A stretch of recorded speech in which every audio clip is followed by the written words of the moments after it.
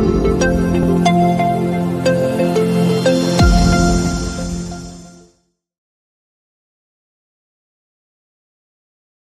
Friends, welcome to SPR media work. Amalapuram Lok Sabha నియోజకవర్గం కోనసీమ జిల్లాకు చెందింది.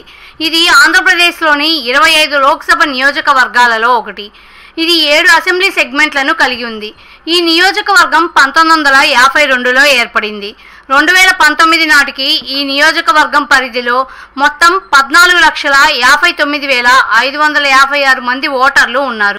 అమలాపురం లోక్సభ నియోజకవర్గం విషయానికి వస్తే రాష్ట్రంలోని లోక్సభ నియోజకవర్గాల్లో అమలాపురానికి అత్యంత ప్రాధాన్యత ఉంది. ఈ నియోజకవర్గంలో కాంగ్రెస్ టీడీపీలదే హవా. ఇప్పటి వరకు జరిగిన ఎన్నికలలో కాంగ్రెస్ 9 సార్లు, టీడీపీ 6 సార్లు, సిపిఐ, వైసీపీలు ఒక్కోసారి చొప్పున గెలిచాయి. గత పార్లమెంట్ ఎన్నికలలో వైసీపీ అభ్యర్థిగా పోటీ చేసి గెలిచిన చింతా అనురాధ ప్రస్తుతం ఈ నియోజకవర్గం యొక్క సిట్టింగ్ ఎంపీ. ఈ క్రమంలో గత ఎన్నికల ఫలితాలని ఒకసారి విశ్లేషిద్దాం.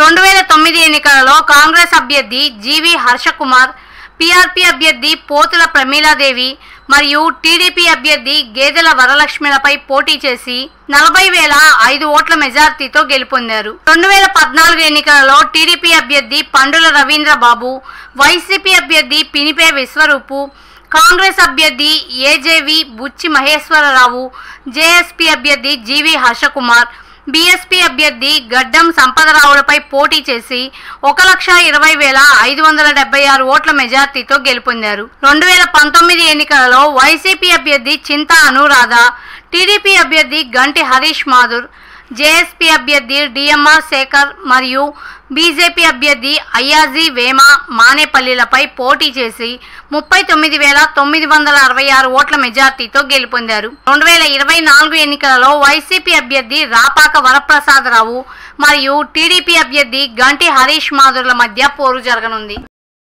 ప్రజాస్వామ్యం వర్ధిల్లాలన్నా, మన జీవితాలు తలరాతలు మారాలన్నా అది కేవలం ఒక్క ఓటుతోనే సాధ్యం. మనం వేసే ఓటు మన భవిష్యత్తును, రాబోయే తరాల మనుగడను నిర్ణయిస్తుంది. అంతేకాదు, మన ఓటుతోనే నవ సమాజం నిర్మితమవుతుంది, ఇంకా దేశ దిశ దశను మారుస్తుంది. ఓటు అనే 2 అక్షరాల పదం దేశ చరిత్రనే మార్చేస్తుంది. కేంద్ర ప్రభుత్వం జనవరి 25ను జాతీయ ఓటర్ల దినోత్సవంగా ప్రకటించింది. కుల, మత, ప్రాంత, లింగ, జాతి, భాష అనే భేదం లేకుండా దేశంలో నివసించే 18 సంవత్సరాలు నిండిన పౌరులు అందరికీ భారత రాజ్యాంగం ఆర్టికల్ 326 ద్వారా ఓటు హక్కును కల్పిస్తుంది. ప్రజాస్వామ్యాన్ని గౌరవించాల్సిన బాధ్యత ప్రతి పౌరుడిపై ఉంది. ప్రజాస్వామ్యానికి ఓటే పునాది. దేశ, రాష్ట్ర భవిష్యత్తును నిర్ణయించేది ఈ ఓటే. అలాంటి ఈ ఓటును డబ్బుకు, మద్యానికి అమ్ముకోకుండా భారత ప్రజాస్వామ్య పరిరక్షణ కోసం ప్రతి ఒక్కరూ